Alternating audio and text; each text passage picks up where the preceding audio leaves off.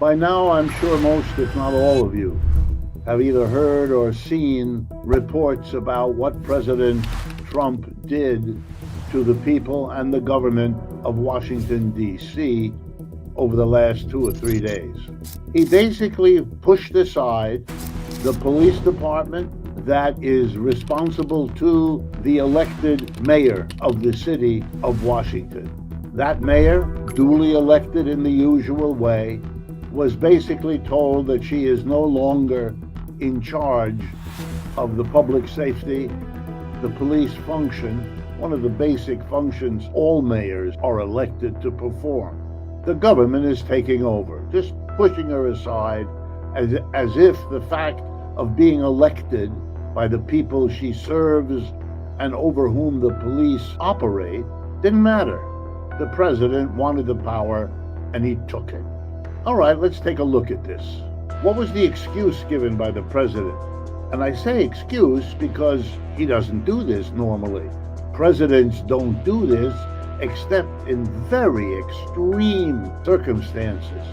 That's why it happens very rarely. So what was Mr. Trump's reason or excuse? His answer? Very simple. To combat the awful crime. And he had half a dozen horrible adjectives to attach to the terrible crime. Now, right away, your suspicions should be raised because when politicians talk about crime, it's usually an excuse that the real reason they're doing something is something a lot of people wouldn't like, but they say it's crime because they hope everybody wants to be down on crime and up on public safety. So let's take a look. There are two sources of statistics for the level of crime in Washington, D.C.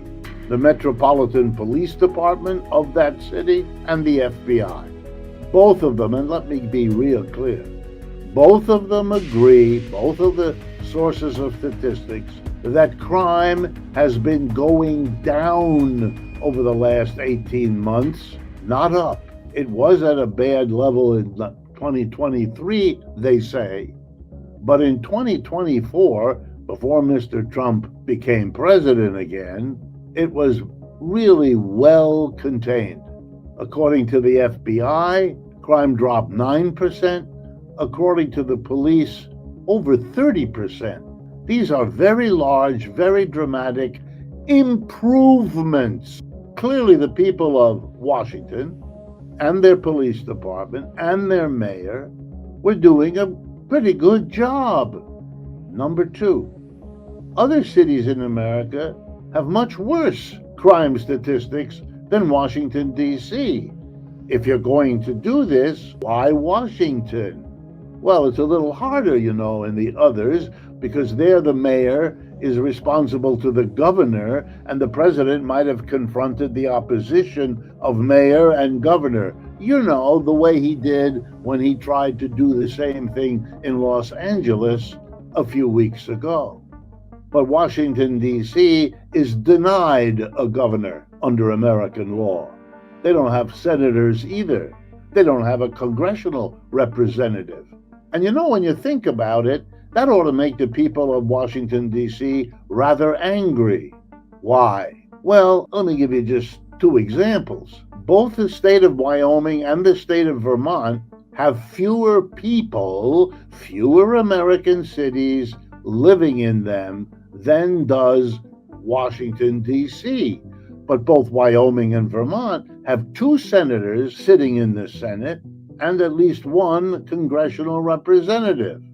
Washington has none of that, even though they have more people. What possible reason is there for this? Well, one of the suggestions made by political scientists looking at this situation is that Washington, D.C. used to have a majority of black residents and still has a very large African-American community. And that probably means that if they got two senators and they got a representative like Vermont and Wyoming have, that those would probably be liberal Democrats. And that's why the Congress hasn't allowed them to have the democracy we're so supposed to believe we live in. But I've just begun to look at this. I want to look at it in another way. Did the leaders of Washington, D.C. ask for the government's help?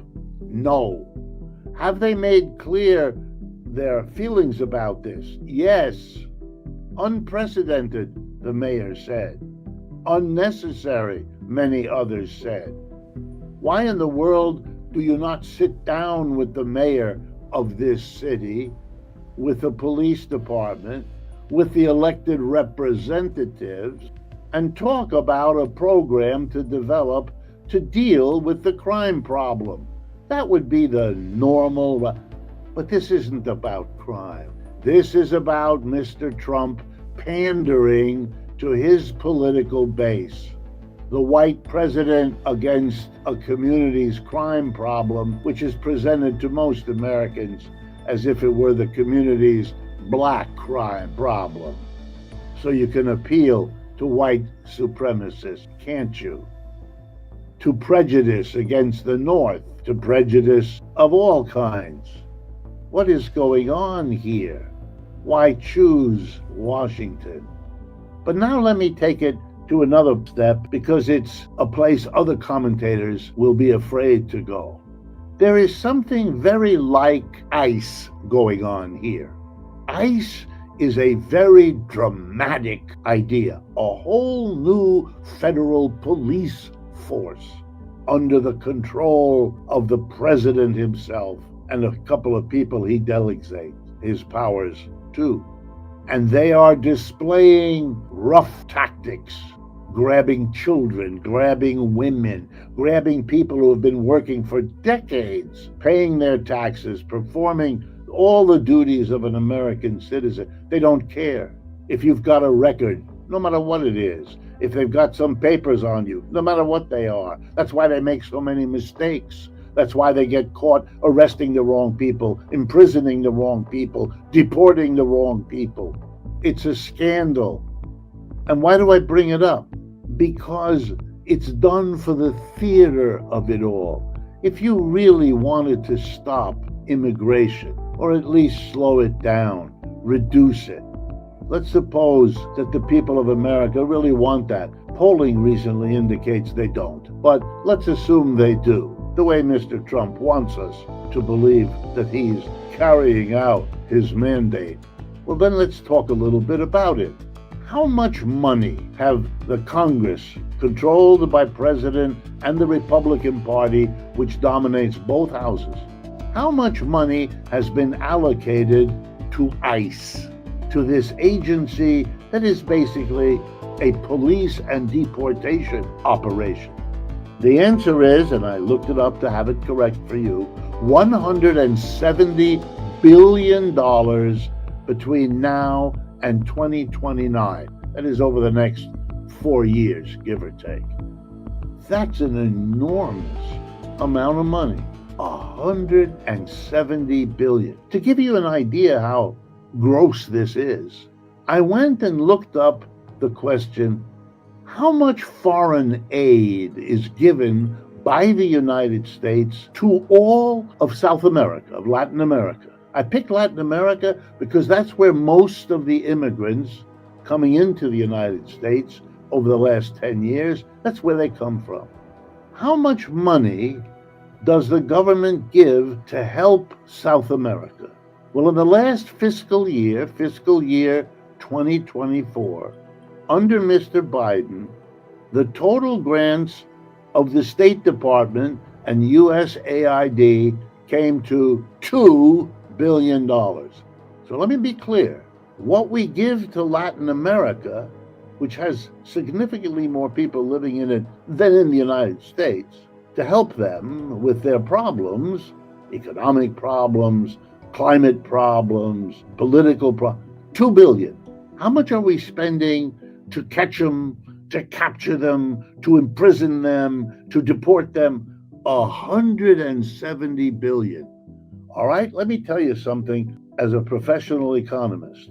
If we took half the money we're giving to ICE and made it available to those communities which send the most people to the United States as immigrants, and we know who they are.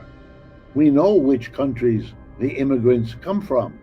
We know exactly which countries to go to provide them with the economic supports, the jobs, the opportunities to start businesses, whatever you want, a program to help those people.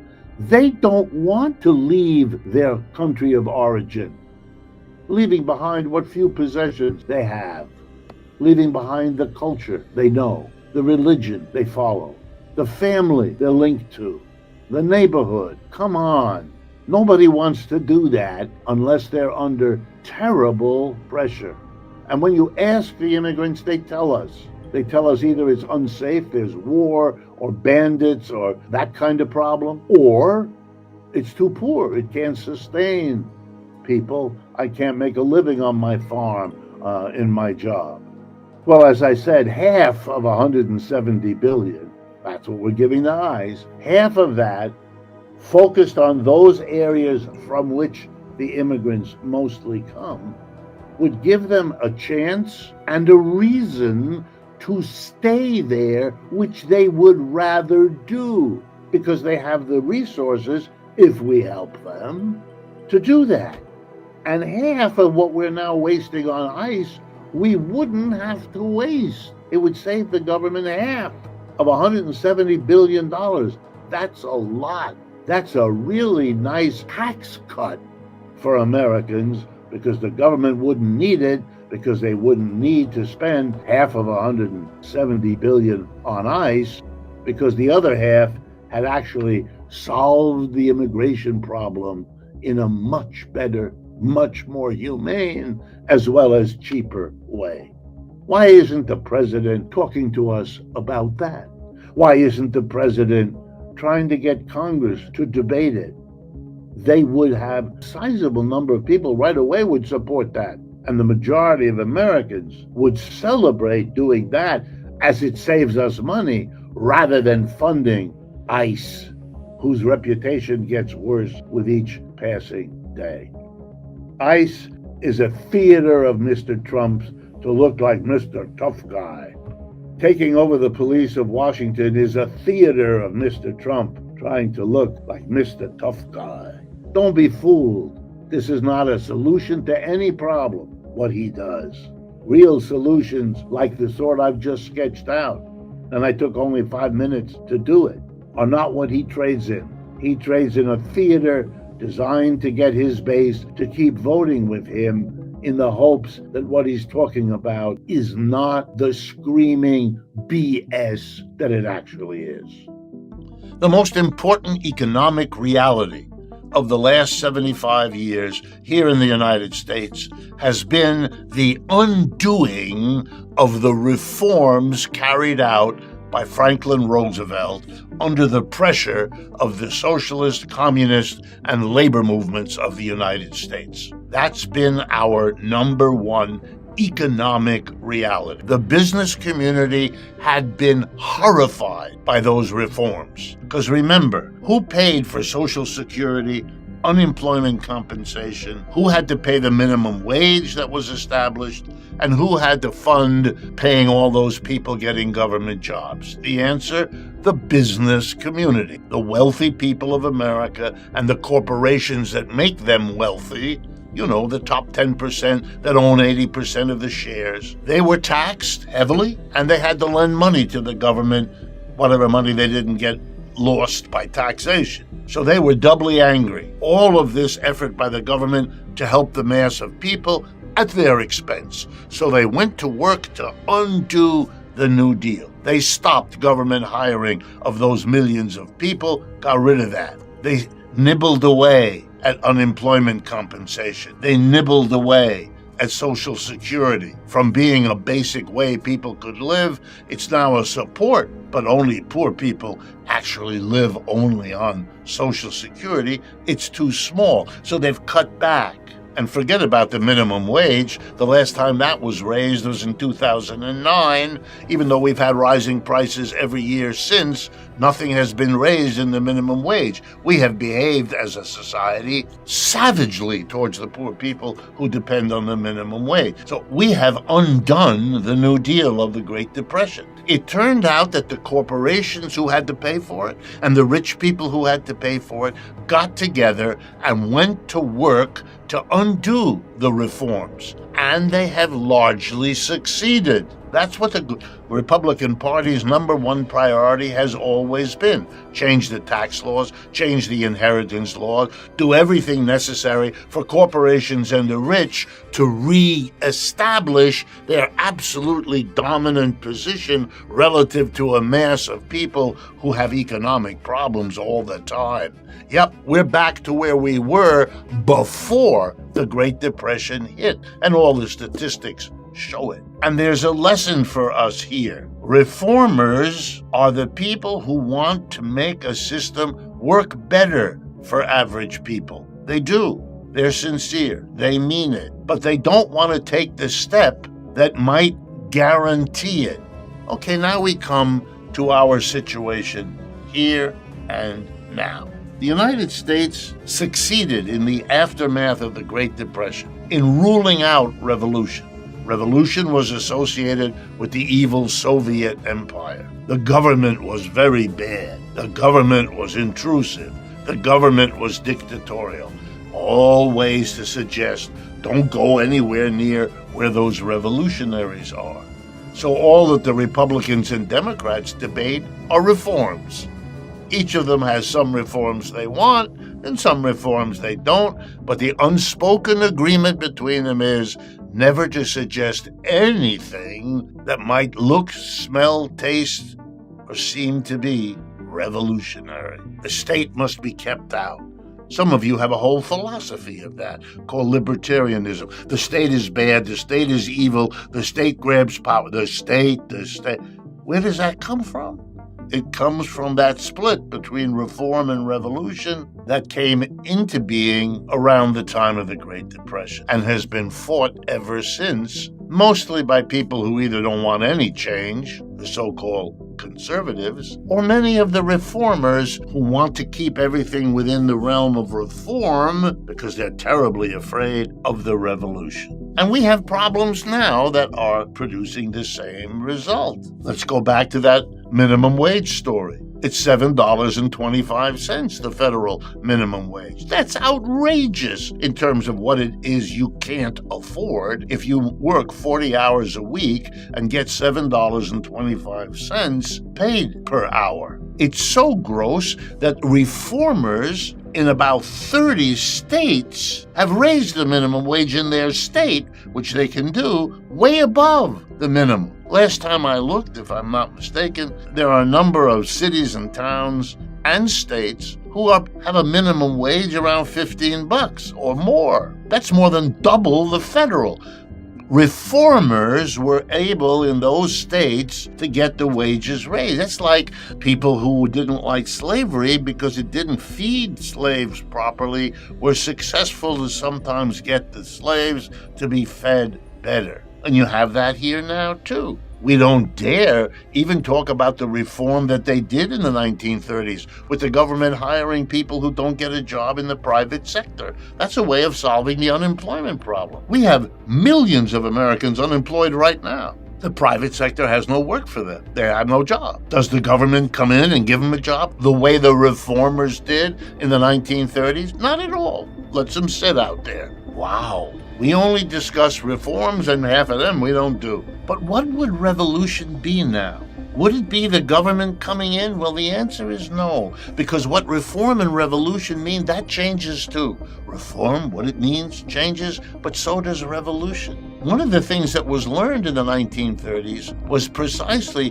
that even if you bring the state in, which Roosevelt did as an employer, as a regulator, as a pension provider, as a minimum wage guarantor. Even if you give the state a big role, if that's all you do, then the rich and the powerful remain the employers who gather the profits into their hands. They can, and our history proves that they will, undo the reforms. The lesson of the Great Depression and everything since has been that we shouldn't have gotten caught up in the reform versus revolution, because they shouldn't be seen as either or. They should be seen as reform and revolution. Why? Because the only way to secure reforms is by revolution. It turns out that the way the reformers got slavery to treat the slaves better was by ending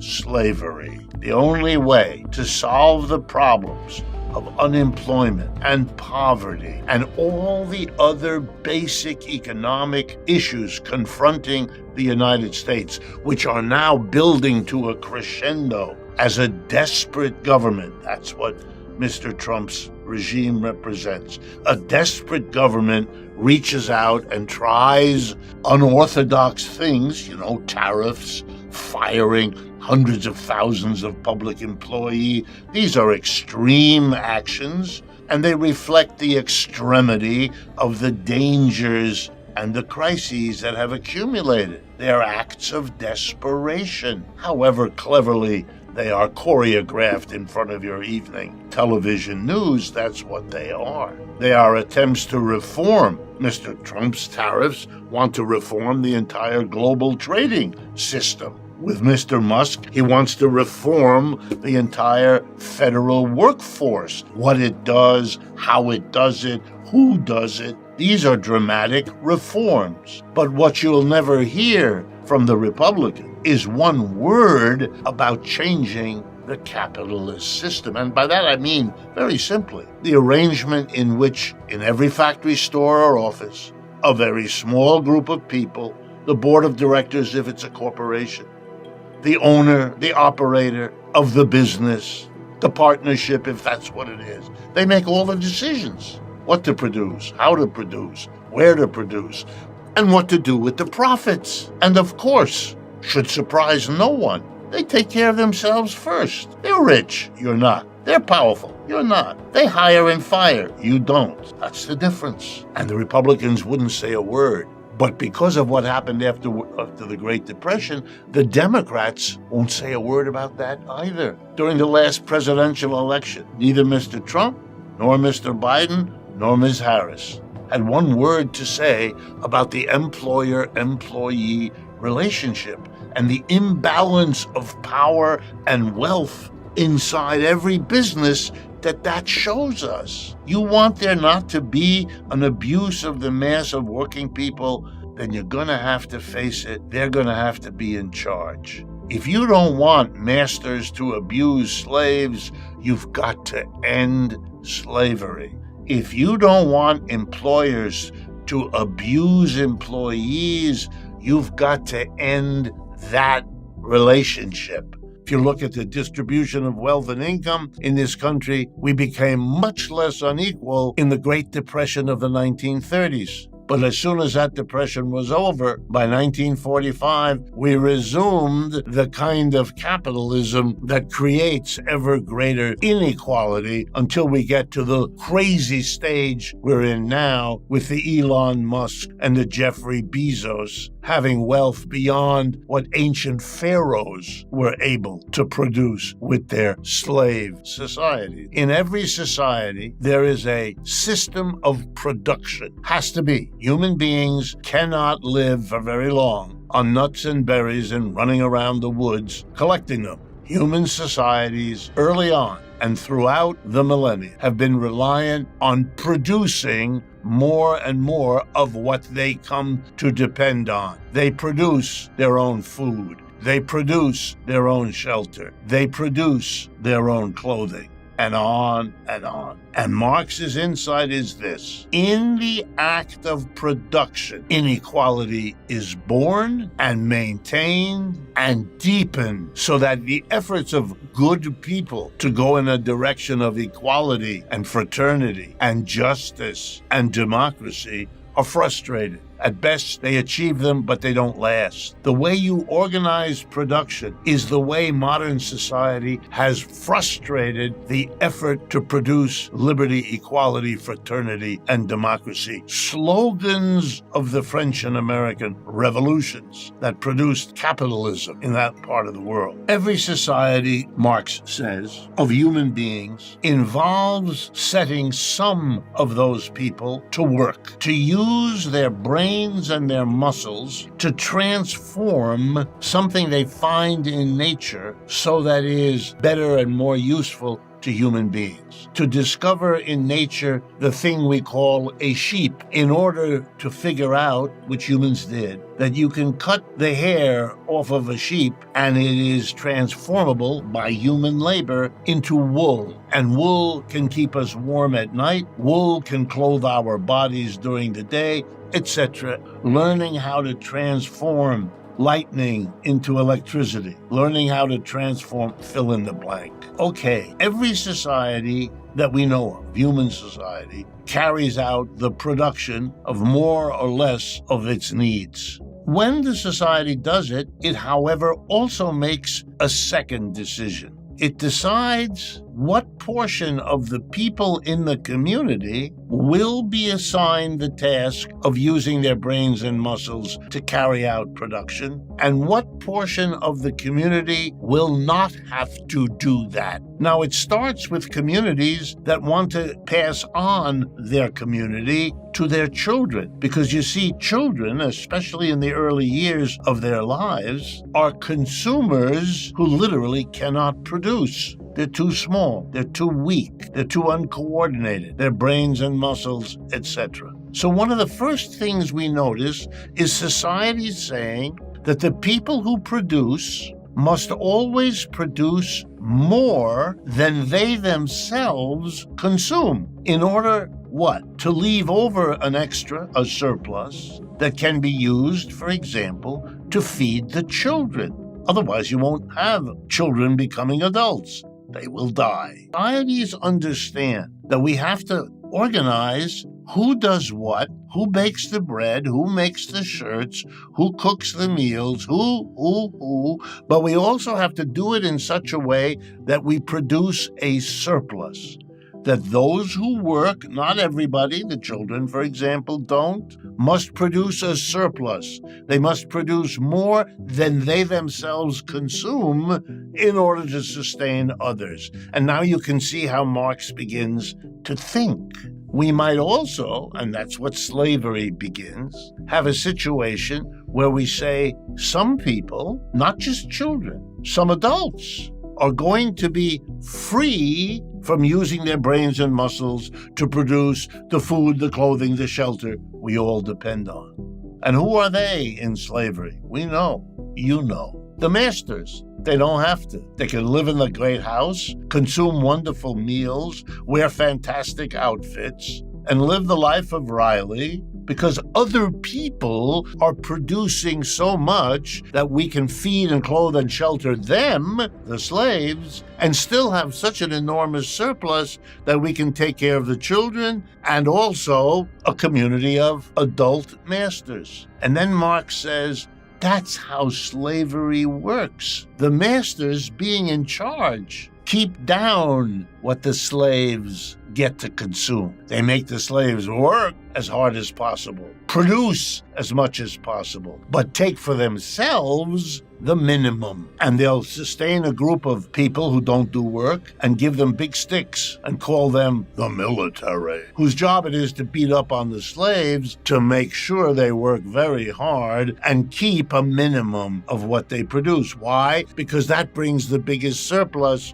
for the most magnificent life for the master. And it turns out, Marx says, that getting rid of slavery is possible. We know that there were revolts against slaves wherever they existed, and that they eventually succeeded in overthrowing slavery, whether it was in ancient Rome or the American South in the Civil War or many, many other examples. But what they put in place of the slavery, often feudalism, turns out made people free. No more slaves in feudalism. The serf wasn't the property of the lord. So it changed. But here's what didn't change. You organized production with a small group of people at the top, not masters, because they're gone, but lords, not slaves, because they're gone, serfs. And guess what? The lords used their wealth that they got from taking the surplus produced by serfs to make the serfs work harder and faster,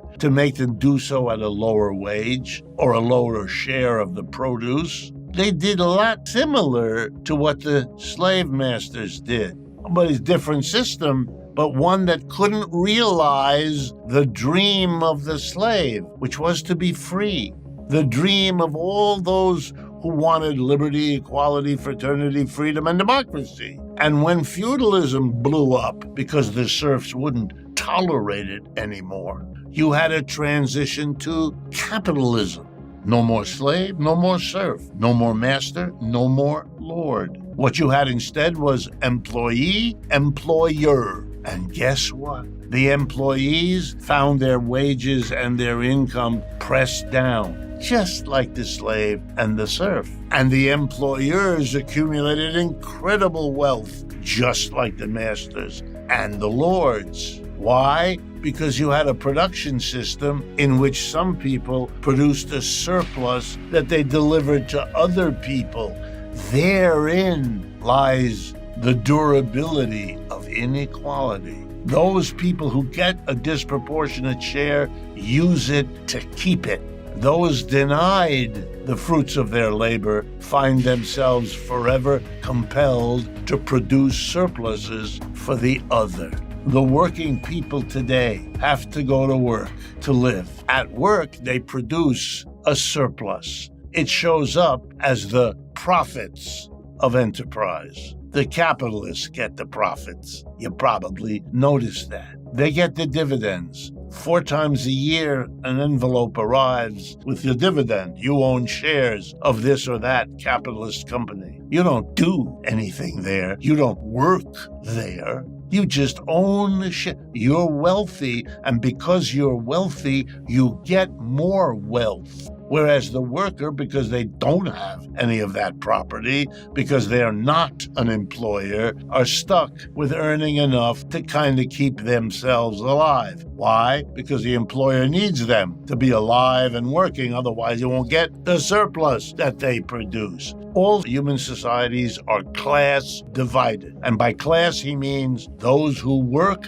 and produce a surplus versus those who just gather the surplus into their hands. On one side, slaves, serfs, and employees like you and me. And on the other hand, masters, lords, and employers. You know, like Elon Musk. And the gap gets wider. Employers in the United States, according to the U.S. Census, are 3% of our population. The richest 10% of our people own 80% of the shares of stock of American enterprises. Okay, we know what we got. But to change that, to get equality and democracy, we have to change the system of production. No more factory, office, store run by a tiny handful of people who, of course, use their power to get rich, just like they use their wealth to get power. To keep this system going is to frustrate the desire for liberty, equality, and democracy. Or to say the same thing in the words Marx used, the problem is capitalism. The problem is the system that organizes production in this fundamentally wrong-headed way. Wrong because it is the opposite of egalitarian or democratic.